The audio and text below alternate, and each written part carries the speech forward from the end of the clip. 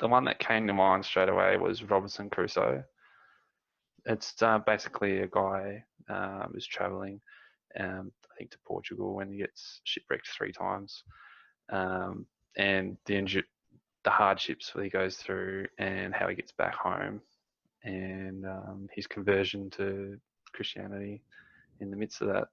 When I was young, I just loved it so much. It was just such a good book. It was just so much detail, and the plot was really thick and not too boring. Like it was really good.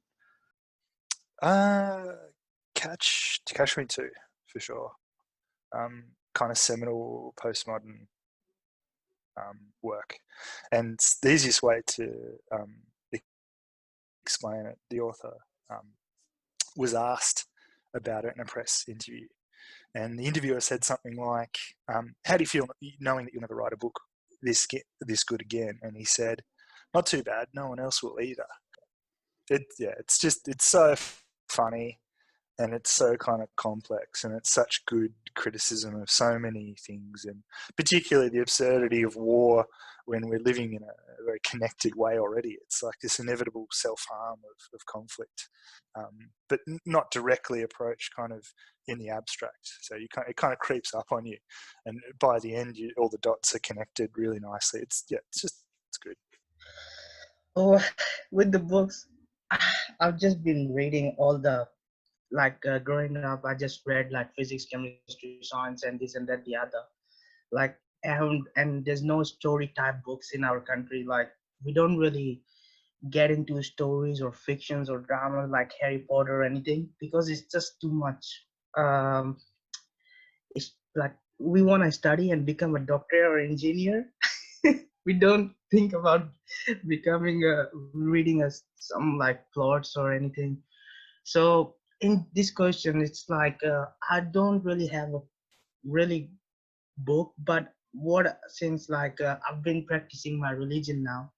So what I've been trying to read, my holy book is like the Holy Quran. That's what I'm trying to read, and what are the things that told me implicant on my try to implement those in my life and try to be a better person by doing those things, by reading that book. So there's no memorable book, but it's ongoing book for me. Yeah. And I will keep reading that one for until whenever I'm alive, if I so yeah. Letting Go by David R. Hawkins. It's a book about processing emotions, and it goes a lot into sort of physics, but also sort of vibrations of emotions and kind of thing. So it's quite scientific, but it's also quite spiritual, I suppose. I'm a massive Harry Potter fan. Love all the Harry Potter books. We'll listen to them over and over again. Recently, and I listen more than read just because I love Audible. But recently listened to Kitchen Confidential, which is Anthony Bourdain's book about the kitchen lifestyle. And that just really kind of spoke to me. It's very truthful and quite insightful if you're not in the industry. Straight off the top of the head, I haven't been the biggest of bookworms, and I do try my best more and more these days. It's good to soak in as much as you can. I read more articles than anything, but if I go books, I'd probably say the Bible. It's just really memorable. It's a library in a book, I suppose, to start off with. So, there's lots that you can't remember that's in there, but yeah, so I would probably say that, that's for sure.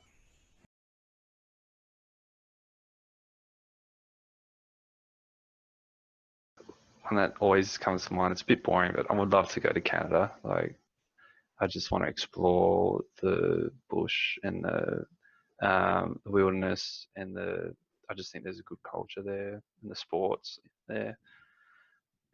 I'd like to live there and work. Yeah. I'd like to be on the top of some tall mountains. Maybe spend some time in Patagonia. I've spent time in Ushuaia, but never kind of explored the mountains around, and it's just this very wild southern hemisphere feel, but completely different. but kind of, similar kind of latitude, but totally alien at the same time. So maybe spend a bit more time there. So I've actually visited that place anyway. And if I want to visit that again, would be like Mecca in Saudi Arabia. Yeah. So to do my pilgrimage again, I've done that once. I want to do that again. So that's my dream, to go every year over there. It's like just the biggest thing in a Muslim perspective to go there every year. You know that black cube over there? It's called House of God, and we just do. It's just unbelievable, unreal, like life-changing experience of doing it. So, yeah, that's the thing. I want to do it again and again. Greece, the homeland. I've been to Germany, Italy, Amsterdam, Netherlands, but no, I didn't manage to get to Greece, so it's definitely on the list. So Dad's, I can't actually remember where he was born. His parents were born in Greece. His mother was Greek and his father was Egyptian. So yeah, but they were sort of, Dad was orphaned from quite a young age. He was an orphan from 12. So yeah, he pretty much just kind of made it on his own in sort of Athens and all the sort of surrounding cities and that kind of thing, and made his way over here. So yeah, it'd be good to go and see. I've still got like distant relatives and stuff over there, and with I don't know about other sort of Mediterranean, European kind of cultures, but I know that Greeks, even if you've never met them, you're 100% family to them, and even if they've never seen your face, as long as they, your family, it's like, oh, come stay with us. So I've got a few places in Greece to stay that I haven't actually been to yet. So. Always on my bucket list is to get a camper van and do the entirety of Europe from one side to the other. That's what I've always wanted to do, and still hope to one day, depending on kind of what happens now. But yeah, it's one thing I've always wanted to do, is just camper van and go the whole way across it and look at everything. There's heaps of places on that list. North Korea's there as well, but I probably won't pick that for my top place. There's heaps of places in Europe that I'd love to visit, but I think Machu Picchu, or just I'd love to get out there. There's so much about South America that it just feels like such a mystery place. It's got such a civilizations there. The Aztecs, the Mayans, and Incas, and that, and it's all just records are pretty scarce. I mean, there's records about them, but there's a lot that we don't know. So I find that pretty fascinating, just to go and visit the places where they walked once, I think.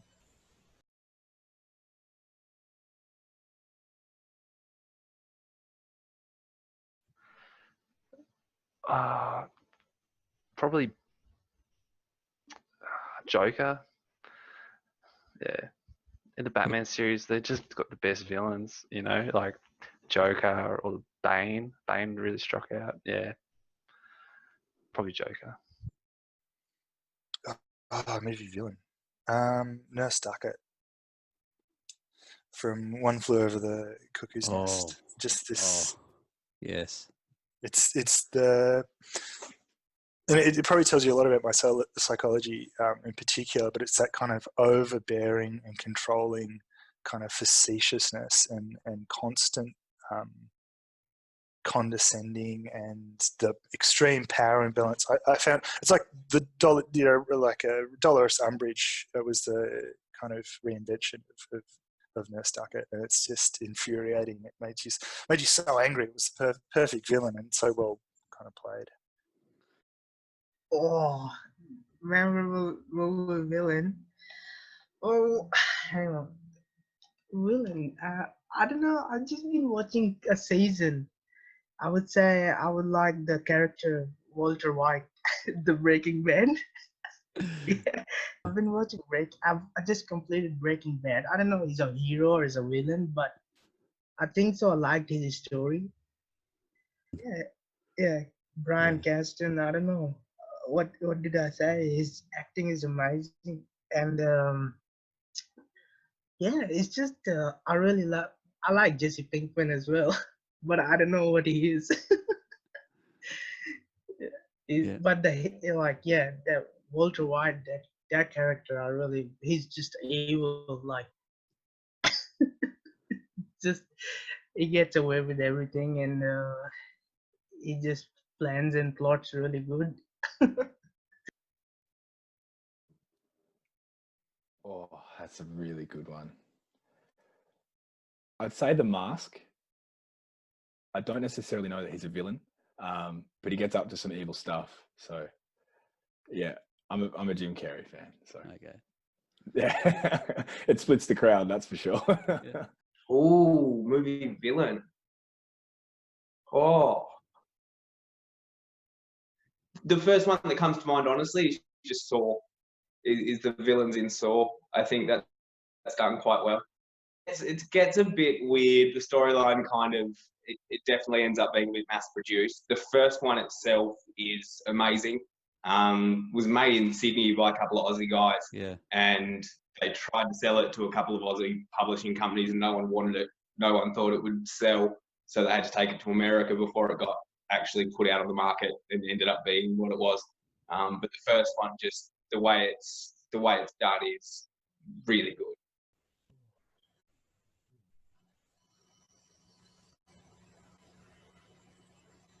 I mean, I think of the Joker because he played such a good part. I think, yeah. I mean, I'm not huge on superhero movies or anything like that. I mean, I grew out of them. Some people didn't. That's okay. That's up to them. But I kind of grew out of superhero movies. But I think the Joker's pretty, yeah. I'll have to say.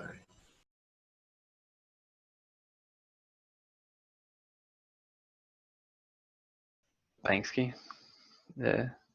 This thing is Banksy, or the guy that does like the art and he's not known, and he does like he did the shredded painting. Banksy, that's how you pronounce it. Yeah, I mean, yeah, he's just some really cool work, and I just love the fact he's anonymous. Yeah. Tricky. Honestly, Bill Viola at the moment for me. Just it kind of his video work is it's just so perfect. Perfect. I always tell my students never to use that word descriptively, but it's just like my motivation for making any work is I see someone else doing something and I think that's pretty interesting. That's a good idea. You've done that reasonably well, but I can do that better. And this is how you do it better. And then I go and attempt or do it better. But I look at his work and I'm like, no, you pretty much nailed it. There's nothing I can take away or add to this without distorting the outcomes and the inputs. And it's just it's clever, it's beautiful, it's true, it's meaningful, it's complex. You can project onto it, but it's also got its own clear kind of core to it. Yeah, if you get a chance to look at his videos, they're astonishing. After the Medusa, it's like so simple, but so like just so good. It goes from relatively illustrative to very abstracted. Lots of work with liminal spaces, so people emerging from water or being submersed in water. After the Medusa is like all-time favorite for me, and it's a group of people standing, and they're just kind of standing there dressed normally as if they're waiting at a bus stop or something, and dressed in suits or a cowboy hat, or just they're kind of a span of a normal kind of sample in I don't know, a city like San Francisco, or I don't know details. And then at some point in slow motion, fireman's hoses start blasting from either side and absolutely annihilating everybody in the scene in slow motion, just completely flooding them, and they end up getting blown off their feet by the power of the water. It's just, and it happens at just the right cadence that you sit there mesmerized watching this thing happen. And as the people kind of stand there completely non-reactive until they're forced by the pure physicality of what's happening to them to react. Which is obviously something you can tell them, right, stand there, don't do anything, okay, even when you're getting hit by water, but then you get blasted off your feet by water and you react to that. It's like, it's just an awesome piece. Favorite artist. Oh my God. Well, I've been listening to, like, I've listened to some of the folk music of my country, but if I say in our generation coming to Australia and finding out rap music is really popular, I would say. And if I want to go, there's two of them I would actually go for. It's like Ice Cube and Eminem. Those two, not more than that. And I'm not really interested in paintings or anything whatsoever. It just feels to me like it's just overrated. People just do this and that and they sell it for millions of dollars. And with the Mona Lisa as well, like the woman just sitting there and people go to see her. What's like amazing in that? So yeah. Cool. Yeah, artist Kendrick Lamar, by far, one of the most. It's interesting because he's technically pretty overrated, but I kind of delve a lot into his music and his thematic approach to all of his music, and without nerding out too much, his ability to have a song that has a particular context within an album, and then that song pulled outside the context of the album has a completely different context, but it attracts both crowds. So it attracts a crowd that listens to the whole album through and really gets it, and then also the one-hit wonder, public forum. So yeah, he blows my mind every day. So definitely Kendrick Lamar. I don't know. Probably not. Not a specific famous. Not a specific artist. Like lots of musicians. But I wouldn't have a specific favorite, I don't think.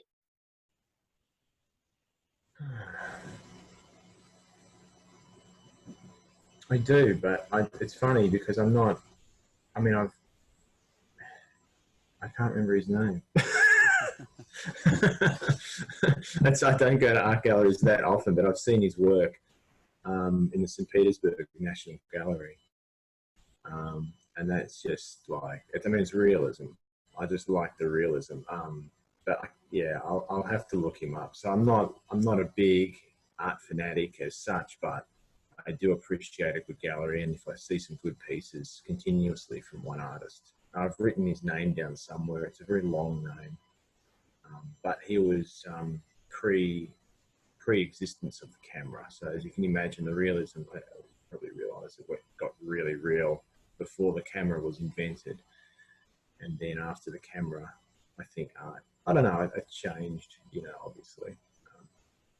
So yeah, but yeah, I couldn't really name any off the top of my head. I don't think. Yeah, I could name some great composers that I really like to listen to from time to time. But yeah.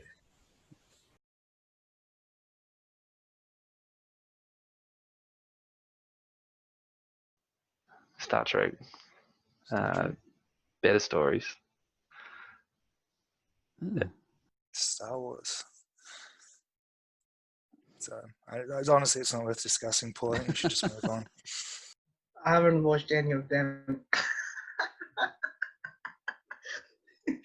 I haven't even seen anything of them. I've actually just I know it's all science fiction, and it's just too long. Like if you have to start one thing, you have to start from the beginning and see what's going on in the stories. I haven't watched any, not even a single part of it. Like I don't know what it is. I just know it's I only know about the swords, the light swords. Oh, lightsabers, yeah. They're lights. I just know about them. I don't like those. That's all. Other than that, I don't even know anything who's in it, who's not in it, or whatever. Star Wars. I never grew up on Star Trek. Yeah, it's just I never got it. I should probably watch it, but it's one of those things. It's how well does it age? Nostalgia plays a big part in keeping those things alive. I'm sure it'd be great, but yeah, I always grew up with Star Wars, the second trilogy. So the 1, 2, and 3, Phantom Menace, and all of that. Clone Wars was a bit of a flop, but that's all right. I've never really watched Star Trek. I watched the original 6 Star Wars, and that's all I've actually ever watched of it. I know that Star Trek did a lot for a lot of people, but so did Star Wars. So I reckon I'd pick Star Wars over the 2. Although one day I'm going to sit down and do the Star Trek thing. Star Wars. Although I think Star Wars has kind of been hijacked these days by I don't know, it's different. It's not what it used to be. Maybe it's because I read a different light as a child. Maybe I've grown out of it. I don't know. But I still, the classic Star Wars, for me, all the mystery surrounding, the storyline. And now, I don't know, I just think the storyline kind of got minced.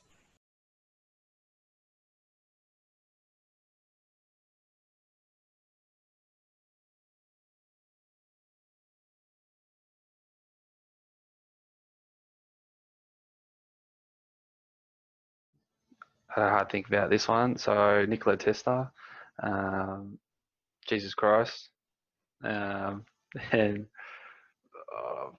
this one's hard. Probably King David from the Old Testament of the Bible. Yeah. Oh, this is so tricky, right? I actually, of all the questions that you had premeditated, this is one I thought most about. I'd like to invite Donald Trump because I'd like to sit down and I'd like to talk to him because I really want to know if he is as stupid as he appears publicly.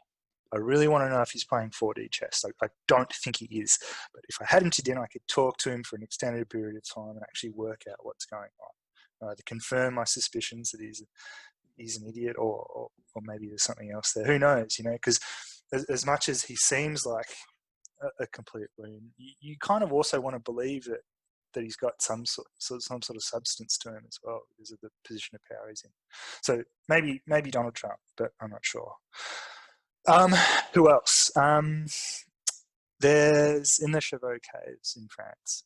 There's one particular work. There's a lot of animals, right, which is typical for the time. So this is 40,000 years ago, right? Early kind of Neolithic.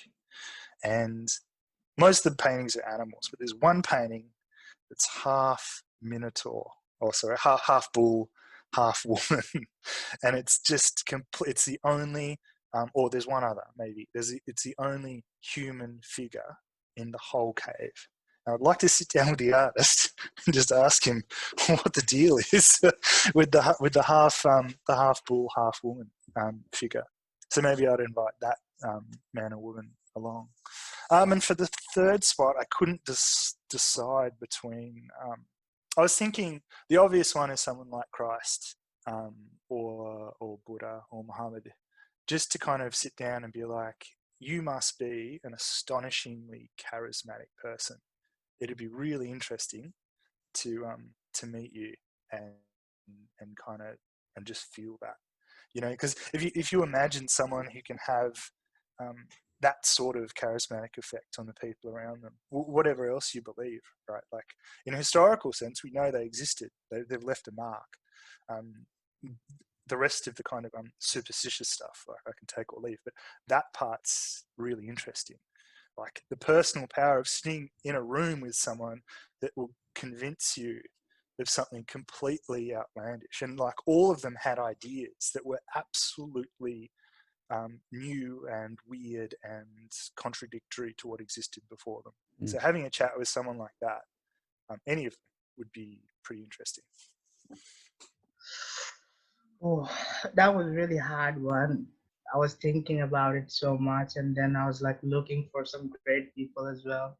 But then I was like, well, I should tell something about my thing, about my religion as well, and decided to choose number one would be my prophet, the idol, my mentor, Muhammad, and second would be Muhammad Ali, the boxer. Yeah, and the third would be Malcolm X. Yeah, so what's going on at the moment with the things around the world, it's just very important to have people like those around, and they're just really like their leadership and their charisma is important, and yeah, would like to have some of the knowledge from them and wisdom from them, like with everything, with the boxing, with the psychology, of his like philosophy, and how to live your life, and how to get better and better, and respect everything. So Nietzsche, Terence McKenna, and a producer called Jay Dilla. Sort of really took off that neo soul, Erykah Badu kind of smooth music you kind of listen to, that's sort of staggered and weird when you're listening, you know, like study music and all that kind of stuff. He really pioneered that style. So I'd really love to get into his head and ask him a lot of questions. And as well as obviously Terence is a very, very interesting character. He's got a lot of good things to say, and Nietzsche obviously had a few interesting things to say as well. I'm sure he'd have a good insight. Honestly, no idea. I'd have no idea who to invite.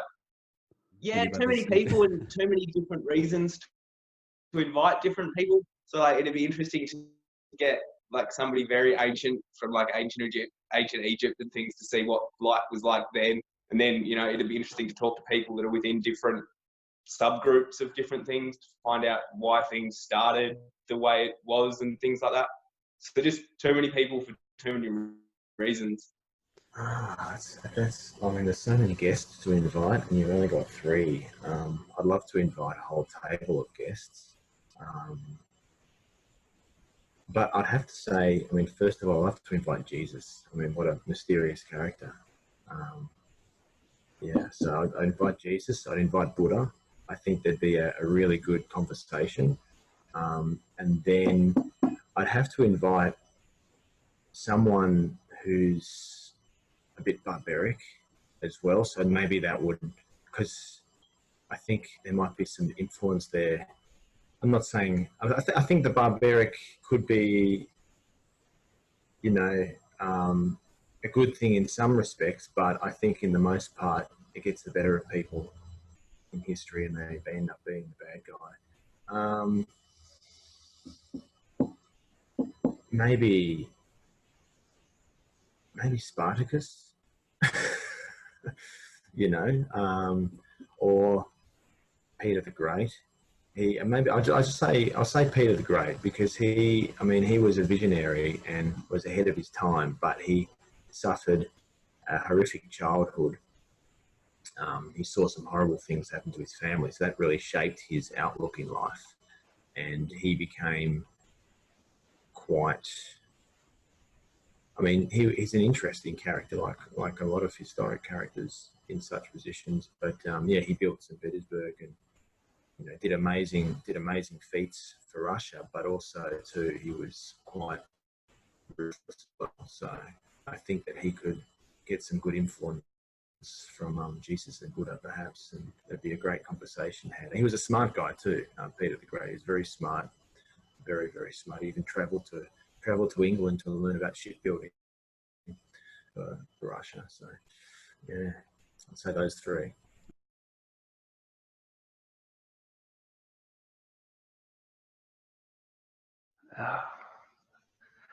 Probably.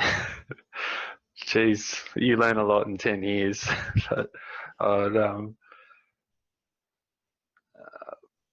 be so hard on yourself. A single piece of advice.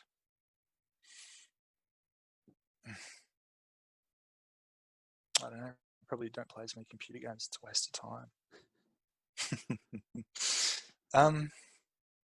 Or maybe no, I don't know. It's not like I just wouldn't have listened to myself anyway. So it's a kind of like it's not a particularly useful discussion. Like I'd come out of the time machine machine and walk over. And, you know, I'd be like, whatever, man. you don't know. I had all the answers when I was 15. I just wouldn't have been receptive to anyone. Yeah. So not useful either way. Yeah. Well, looking my current circumstances and situation, if I go back to 15 years old, I would really wanted to listen to my parents what they told me to do so, like and act on their, like I should have acted on their what they're telling me to do, like study hard and do something better for yourself. I was like I'm not bragging or I'm not doing something. I was a good student, like I used to study good, and then when I reached to like seventh or eighth standard, I just get started to get spoiled with from my friends, and just like was not studying much, and I was just too much into like friendship and going outside and spending most of my time outside the house. That's why we end up in the street fights. And like I didn't study much. If I would have studied much, that would be really helpful for me at the moment. Like getting a proper job, and other than that, like making myself a better career-wise, profession-wise person. So yeah, I studied in Australia accounting. I did accounting, but it's not helping me because it's like every single person coming from our countries, they coming in accounting, and the reason they are being coming in this degree, this part of field, this study of field is like because it's cheap to study. And when it's cheap to study, we have to, like what we do, we pay the fees upfront first. When we're coming from our country to Australia, we paid the first semester, and then we try ourselves to work here, to work and pay the fees for the next semester. So that's why we choose accounting. Accounting was the cheapest one. If you wanted to study something like mechanical engineering, you have to pay like I would say for an international student around $30,000 in a year in UTAS. So I didn't have that much money, and whatever you can do, like whatever work you can do over here, you can't earn $30,000 and live your life and be in a mental like peaceful state of mind. You will be just overworked and overexhausted, and it's just gonna be like you're gonna be stressed and not gonna survive. So that's why I did accounting. So that's the reason I'm struggling at the moment with the job sector, like finding work, because my degree is not helping me at all. It's just a piece of paper. Like, and I was in Pakistan. I started actually engineering. I started doing science. Like I was studying electronics engineering. So but then I decided to come to Australia, and when I came to Australia, I just decided to do this, which I didn't know. And when I finished, finished my degree, I had to do my 3 months of internship, unpaid internship. And when I did that, I found out accounting is the boringest thing ever on earth. So like it's just unbelievably boring, and I didn't know about it until I worked in 3 months in a corporate thing, and I was like, what the hell, I just wasted 3 years of my life, and I should have done something better. So yeah, now I'm always thinking like if I get my visa sorted out here, like if my Australian residency come into the thing, I have to study. I will either study some trade course or become a better thing in future. So yeah, that's the most regrettable part at the moment for me, that I didn't listen to my parents. Like I should have listened to them. Like what they told me and what they were telling me, I should have worked hard. I should have studied hard, and I didn't do that. So I do regret about it a lot. Like that's the worst part for me. So if I want to go back now, being a 15-year-old, I want to study and listen to my parents. So yeah, that's the thing. Ooh. How deep do I go with this? Stop caring about what other people think. It usually makes you less friends or more illegitimate friends than if you try and please people. I'm still trying to learn that lesson, but I think if I got told a little bit earlier on, maybe I'd be a little bit further progressed. Yeah. Save money. I've worked since I was like 13, and I've been frivolous with my cash my whole life. And if I'd have saved up, I'd be in a much better financial position than I am now. So yeah, probably just that. Save money.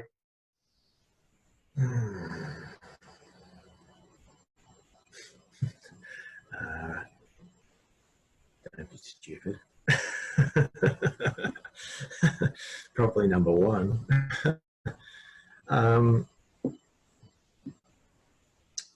Yeah, that's probably number one, and probably just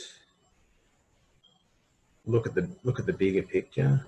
Although I thought maybe I was at that stage thinking I was looking at the bigger picture, but maybe I really wasn't. That's what I think now anyway. So I would just probably say, that I think, yeah.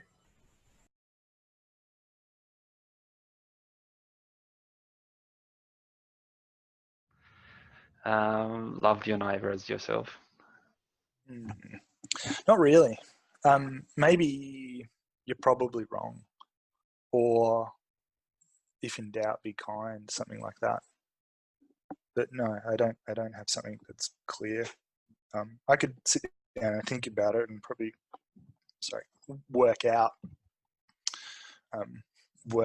how I make my major decisions. But no, it's not something that springs to mind. Yeah, I do have one now.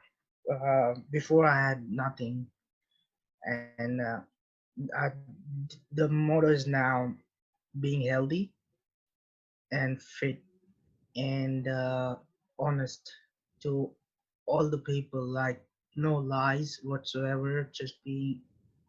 Like just be honest. I don't want to lie about anything, and being healthy is really a big motto for me now because my dad we have a genetic condition in our family. It's like heart disease. My grandfather had it, my dad had it, so my mom is really, but I love to eat. Like I can't control. It's not like I don't know. I just eat so much. I want to have six packs, but I've been trying for like 6 years to have six packs. I haven't get it, and it's just because I like to eat so much, and I just smash food all the time. So now I wanna be really healthy, and my dad was sick for like last 15 years. He had sickness for last 15 years, and he had heart disease. Then that heart disease started, and then diabetes. So he had multiple organ failures, and it was really bad. Like he was in hospital for last 15 years, and growing up with the sick parent, I was like, we had to do in and out all the time in the hospitals, and you don't even wish on your worst enemy to be in a hospital overseas in Pakistan or any other countries. It's just horrible, horrible, horrible. It's just over there is very bad. Like over here, the health system is really amazing, but considering Pakistan, it's just awful. It's worst, and you don't want anyone to be there, and you're going there and like in and out and just unbelievable. So I really want to be healthy for like most of my life. Like I want to be healthy. That's my motto now, and that's what I'm trying to work on all the time. Um, I want to be fit, and I want to be like fast and brutal, like just in a good way, not in a bad way. Like you, like like your techniques, your skill, learn something which is helpful. Like not your job is so amazing. You making people better for themselves. You know, like it's just you kind. It's kind of working for humanity. I would say. So yeah, that's what my motto is now. You know, it always changes. I think depending on where I'm at. Um, just treat others how you'd like to be treated. I know that's a real cliche, but I think it kind of, for me, it goes a little bit deeper than that. Sort of put yourself in other people's heads, and I think it kind of reminds me to do that a little bit, just to get another perspective. But yeah, it always shifts. There'll always be something from someone that someone will say, some influential speaker, and it'll hit me right at the right time, and that'll be my motto for a little while, because it's what I need to work on. So I haven't got a solid one, that's for sure. Not really. I kind of just go with everything. There's a whole bunch of mottos that are pretty good and kind of speak to me, but I just kind of go with everything to an extent. I think just ethics, I suppose, being not really a motto. I have some rules that I live by, and I suppose 101, you know, you treat others the way you should be treated. You know, you want to be treated. You know, it's got a long way. You know, and it's a good way of gauging other people. You know, you give someone respect, what do they do with it? So, you know, I'm pretty simple like that. You know, just respect. And I think that, you know, if you can just be there for someone, just one person, at least one person in your life, maybe more, it depends, you know. But if you can be there for someone the way you would want someone to be there for you, I think that's a pretty big thing as well. You know, you've got to be there for someone. You know, you've got to love people around you. So, yeah.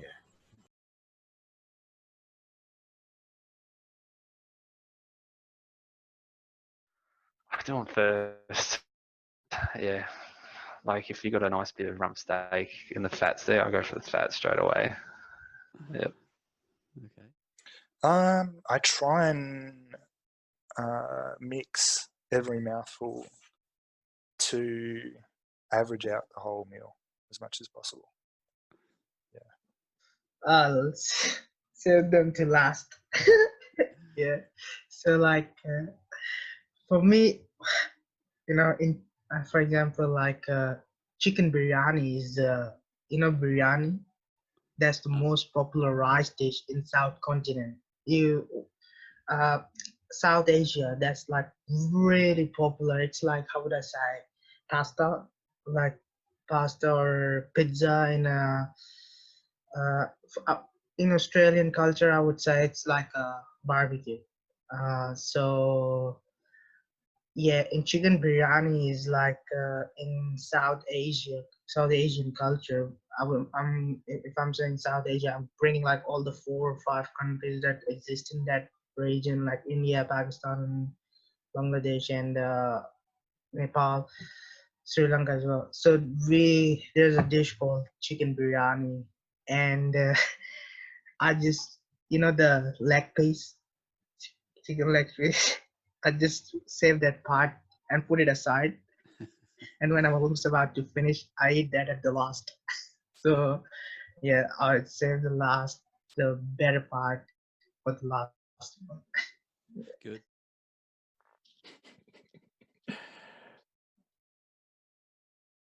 I like to have a pretty even spread. I think it's all aiming down to the very last bit. If it's a food that you can't really combine, like if it's got rice and stuff in it, I'll always just mash it all together. I'm one of those people. I won't segregate it. But if it's food that's pretty sort of hard to mash together, I'll try and whittle it all down evenly so that the final bite is like the perfect combination of all the elements.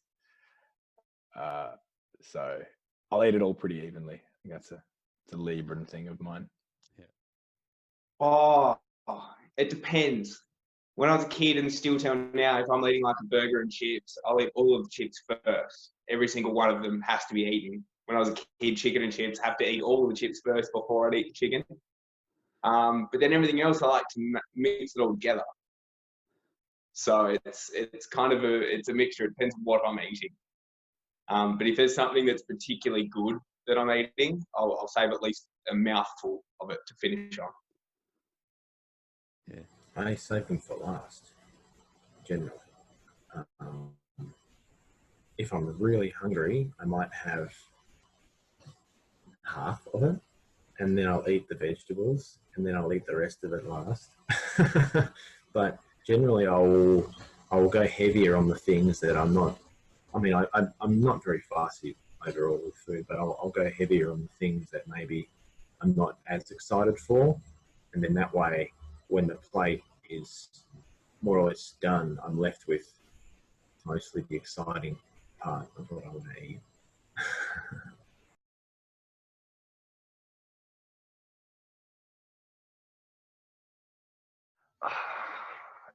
Yes. Yeah. Yep. Are we alone? Yes and no. Depends what multi-universe or what dimension you're speaking of. Spiritually or physically. Physically, no. Spiritually, sorry. Physically, yes. Spiritually, no. Yeah. Probability says no. Intuition says no. It's way more interesting if we're not. So yeah, let's go with we're not alone. Cool. We're not alone. We're actually there is someone, and for me, I believe there is my Lord, which is like we say Allah as Muslims. He's always with us, and he's always watching us. So having a belief of that, like I'm gonna say that all the human beings is the creation of that. So they're not alone. They're with them. Like the creator is looking because everything has a purpose, and we being created has a purpose, you know. So everything in this world has a purpose, and our creation is a purpose. But then when you're gonna go in this conversation of being what is existence, and it's a really massive conversation. It can take hours and hours, and it can be debateful, and but for me, I believe that yeah, there is a creation, and there is a creator of this world, and we are not alone in this world. We've been looked after, and it's just there's good people and there's evil people exist in the world. So yeah, there's evil as well, and there's good as well. So, but we have to look for the balance as well. And yeah, we are not alone. We're not alone. Absolutely not. In every way, I think you can go very deep with this, but I think yeah, it's the whole idea of what you perceive and how it exists, and whether it's the same that other people perceive. That is a very sort of common concept, and one that's probably been explored a lot. You know, is your red my red, that kind of thing. But it goes so much deeper than that, and yeah, to think that something out there is not living as well is an interesting thought that I can't really get my head around. I definitely don't underestimate the abundance that the universe probably holds for everybody. Nah, no way. It's just the chance of it being that we are alone is too minimal. I think between the amount of planets and the amount of beliefs in gods and other dimensions, they're kind of, there realistically has to be at least something somewhere that's not us. I don't know what it is, but I think there's got to be something. No, definitely not. I mean, I couldn't answer. I'm not an extraterrestrial fiend or anything like that. I mean, you know, who knows what they're doing behind the doors. I definitely think there's other life out in the galaxy or the universe, especially. The galaxy, maybe. I mean, there's new studies coming out quite frequently about different parts of our galaxy that's quite amazing, and you know, things that, you know, give evidence to potential life. So I'm definitely open that there's other ones out there, other creatures out there, whether they be well formed or not very formed, mentally. You know, I think there's probably variations out in, not, you know, out in the universe that we can't see all of. But I believe that there's an immortal spirit that, you know, that is there, that we can't comprehend, that people try and comprehend, and it's just, it blows people's minds. So yeah, I don't believe we're alone, that's for sure.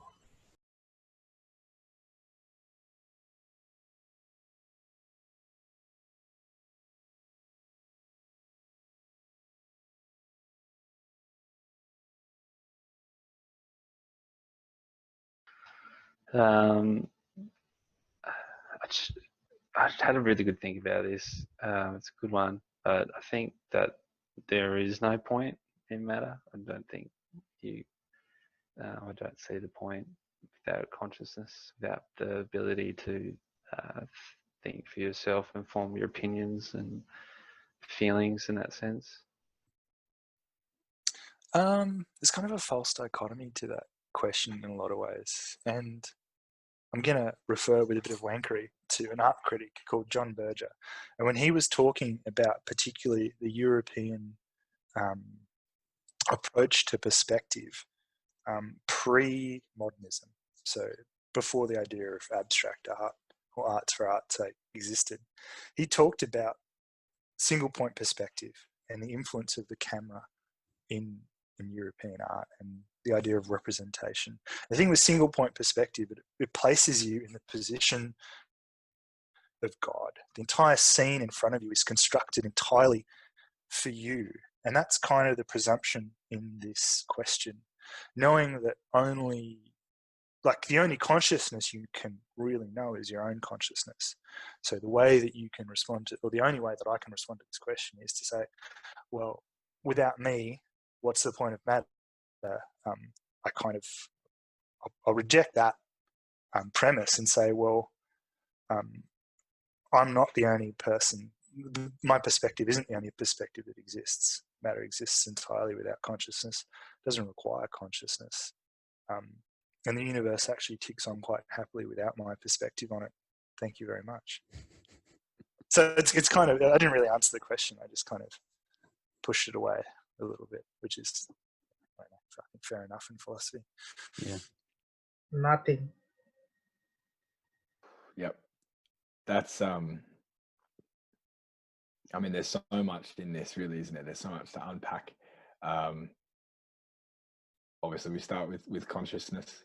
There are many, many theories about where that exists. I think that to answer that, I'd really have to narrow down at least where consciousness lies, and then kind of relate that back to whether it's physical and how much that sort of relates to matter. I'd probably say without consciousness, there's probably no point to matter, really. I don't think it has much context otherwise. Yeah. Like, yes, but interestingly, like, there's a lot of matter that doesn't have consciousness, and like, I see it as having a point, but I have a consciousness. So it's an interesting one whether there's a point without a second degree consciousness somewhere. To an extent, like, matter without a consciousness doesn't have a point, but there's a whole lot of matter that I use and I have a consciousness, which kind of gives the matter that doesn't have a consciousness a point. Yeah. Oh, well, I think there is. I mean, the tree would argue that there is, you know. I mean, if that's the context we're talking about here, you know. I mean, I don't believe my lime tree is conscious, but I believe it enjoys living, you know. But we can't comprehend what it must be like to be a tree, to be thoughtless, but to enjoy or to not enjoy our environment. I think that even with that, consciousness, I think something does matter. Yeah.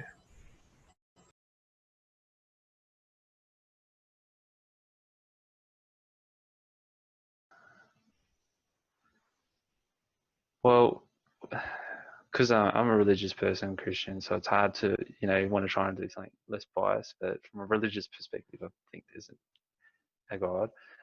But the why he's there, I've no idea whatsoever why there is something. It's mind baffling, I think. It's there is thing or no thing independent of the words that give it structure in our minds, internal maps versus external realities. Things exist without us, not for us. So, yeah, I'm gonna just kind of slide that one. It's just not pass it, but it's just like it's. You can have a very kind of complex discussion about consciousness and perspective and humanity and observable things, and does a tree fall over in the woods and make a noise if no one's there to hear it, and all those sort of things. But like it's such a kind of humocentric, like the idea that the universe has to have people there observing it to exist.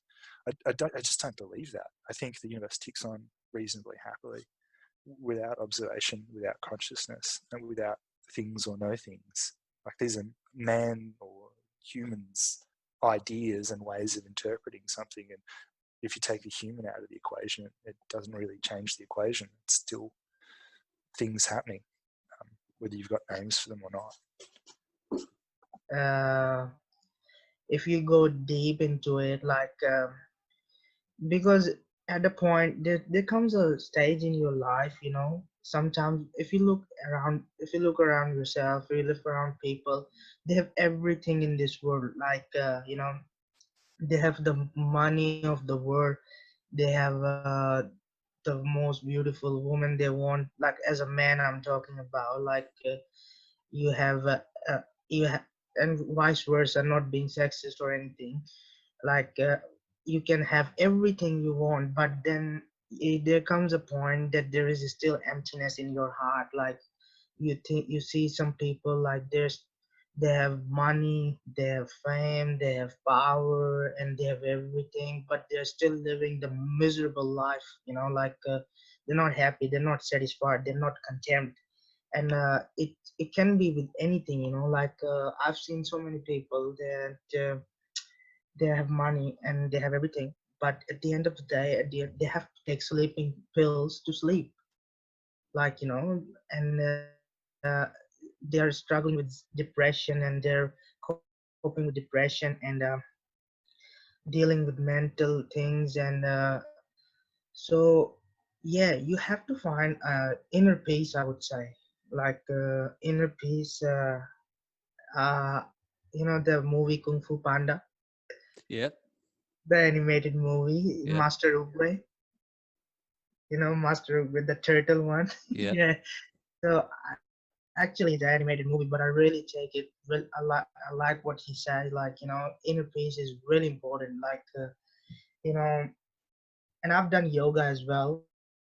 I used to do yoga in Sydney as well. So the main thing is the focus is like your peaceness, like your mindfulness, your peacefulness in your body, and finding something. So people find peace, like they look, you know they look for something, like there is something always, like um, when someone is mounted on you, like for example, I'm rolling with Jack, and like he's huge, he's massive, and like always I try to do something to get out of the mount. So I'm not gonna get him out of the mount is like without doing nothing. You have to know what it is, you have to know the procedures. So I would say, yeah, there's everything like the reason is like I don't believe there's nothing, like there is something, and there is something, like that's the thing. It's interesting, isn't it? Because what you would perceive as something could also be the absence of something else. So they're very much the same in that context of where there is nothing, there is possibly something else. The fact that it is purely nothing means that it is kind of technically something. Because if there was, I don't know, if there was really nothing, you couldn't say there's nothing, because nothing is a thing. I guess that's pretty like getting into the sort of semantics of it. But yeah, I think it's there's a lot of ways you can take that question. Hey. I think just because there has to be, like mathematically to an extent, like there's not a rhyme or reason for a lot of things that happen or exist, except for the fact that they're kind of bound to eventually. So yeah, just kind of, it's that good old question of why not? Because there's always been something. There's never been nothing.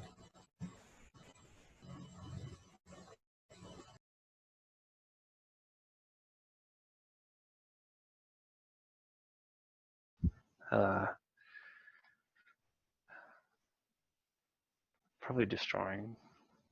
Yeah, I think our hearts are just so corrupt that we're on an inevitable downward track as society as a whole. Not saying individually people, but yeah, from an overview. Oh, we're pretty good at both, really. That'd be such an interesting spreadsheet to make, wouldn't it? In one column, all the destruction, in the other column, all the creation. Look, I don't think we're particularly good at either. You know, mountains and forests and rivers and oceans all exist without us creating. Although we're doing some destruction, but even if you think about all the effort we're putting into being destructive, it still isn't. You know, the ocean's still there, and a lot of fish are dead, I guess. I don't know. Let's go with I'm feeling a little bit cynical, so let's go with destruction for today. It honestly, like the last couple of months, it definitely feels like we're good at destruction. Yeah.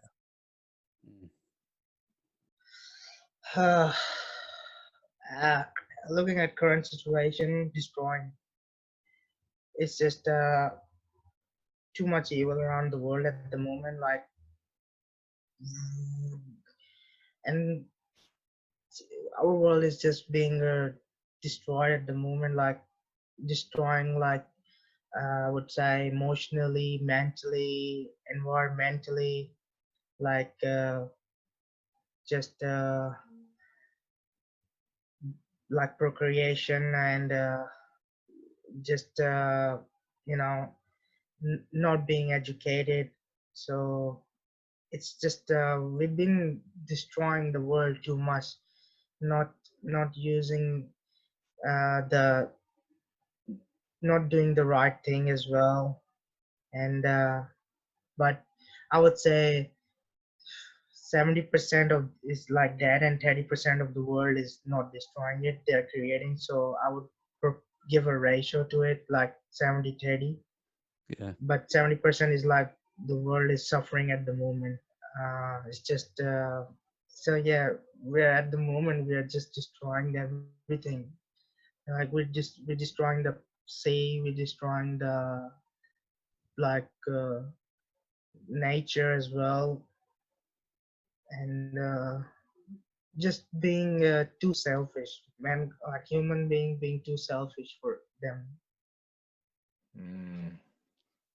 They're good at creating things that destroy, aren't they? They really it's quite a beautiful cyclical nature that it kind of has. So yeah, I'd say they're probably really good at both. I'm a big believer of the everything has to have an equal, every action has an equal and opposite reaction. And I think no matter which stream of life or way you try and do things, it always manifests itself. So with every iPhone will be a lot of cobalt that will be quite heavily destructive and will do its full circle eventually. So, well, that's a good one. Individually creating, en masse, destroying by far. I'd say destroying for sure. Because everything we've created, we've destroyed more with.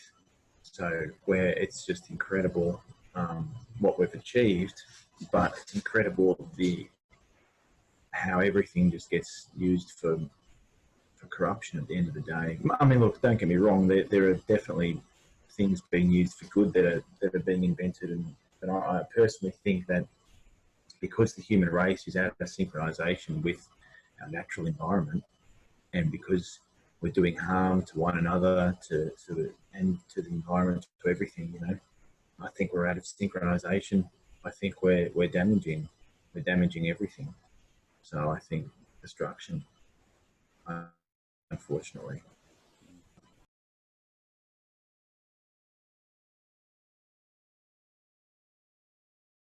Probably flying. I just love to be able to you can go anywhere then. You can just fly to where you want to go in the world, hang out with whoever you want to hang out with. I think that'd be awesome. Also make my job a lot easier, climbing up ladders.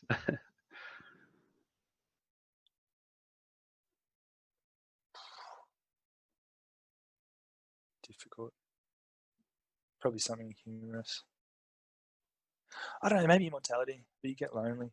The problem with superpowers is they're kind of automatically othering, and like whatever you choose, you're lonely instantly, whatever it is. Which I'd rather not be lonely. And I don't know. I'd like to fly. Flying around would be fun. Oh, my superpower is flying, Paul. I can fly. If I would choose a superpower, I would choose to eliminate the evil from the world. And the reason would be like I just want the world to be a nicer place, and the amount of people suffering, I don't want to see anyone else suffering. Like I care for my human fellows and the human beings. What are they going through around the world, and I just don't want any evil, like to be good. So that would be like my superpower. If I have seen doing someone bad, like straight away, boom, like you can't do bad. Check him out. Yeah, triangle. Yeah. Yeah, it's a really hard one. It's that like that Bruce Almighty, that Jim Carrey film where it's like you're not allowed to mess with free will. Because I think if you could, that would probably be a cool superpower, but it'd probably drive you mildly insane. Always being able to manipulate people. I'd say flying. I love motorbikes and all of that kind of thing. And I don't know. I guess it's we can sort of swim kind of like fish can, but we can't really swim in the sky like birds can as freely without pressurized cabins and, rough baggage handlers. Yeah, this is the other one that you sent me, and I honestly reckon mind control would be the way I'd go. Mind control. I think you could you could have a hell of a lot of fun with mind control. And I think you could also achieve a hell of a lot more in like the long run. Like you look at what's going on around the world, especially at the moment, and it's kind of like, a little bit of change wouldn't go astray. So I feel like, if you're going to choose a superpower, then I reckon I'd go with that. You could just have a hell of a lot of fun with it as well. It would be a bit of fun. Yeah. But I suppose, if you're forcing an idea on other people, you got to make sure that you're not deluded yourself, I guess. That's always hard. Yeah. No. That'd be the interesting part is eventually, theoretically, the power would go to your head, because that's kind of what everybody says happens. But at least at the start, you could go in with some good intentions and make some positive change. Yeah. I mean, in a like a real superpower that no one can actually obtain at this stage would be time travel, and anywhere, like not just time travel in the spot that you are, but anywhere in the world, anytime. I think that would be just insane to be able to fold the sheet of time into multiple layers and just go straight through that wherever you want. Just that would be amazing.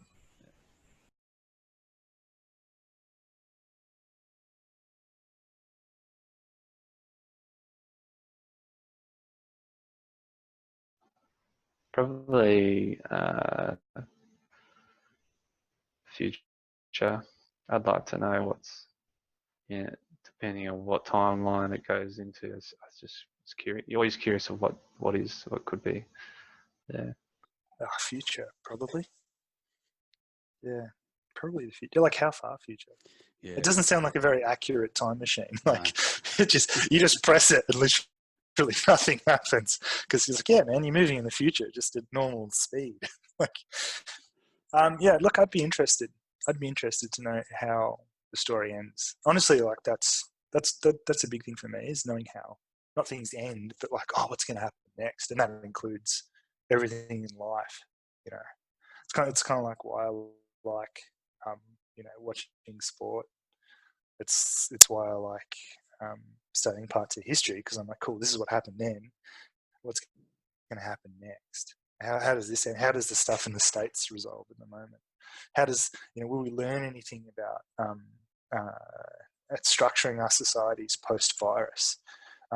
Considering that this is a relatively benign virus compared to what the experts have been warning about. Like, what happens if there's a 20% virus? What happens if a volcano pops? How do we respond to these things? How long is democracy going to hang around? How long is the US as an empire going to exist for? Like, I'd love to know how those things pan out. 31. I will go for 31. Yeah, Random genre. Yeah. I'll see what it's gonna be. Yeah. I would wanna see, because I already know about past. I don't want to know about future, because I don't know I'm gonna be seeing future or no. I'll press random generator and I'll see what happens. Wow. Let's go random. Yep. Relinquish all responsibility. Just throw yourself in it. See what happens. Probably the random generator. I think it'd be fun to just not choose. I think there's too many benefits of both the other way. I think it'd just be interesting to see what would happen. Yeah. I'd be pretty pissed though if it took me back like 24 hours. Never press the random generator, because you just never know.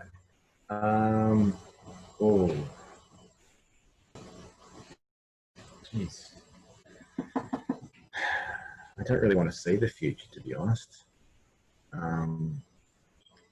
I'd like to go back in the past, I think. I'd really like to go back in the past.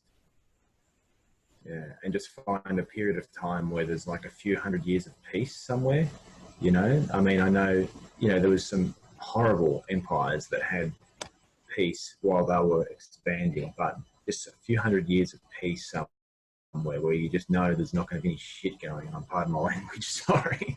You can edit that out. That would be nice. Just to, I think maybe I'd stay there too. So, I'd say past. Hey.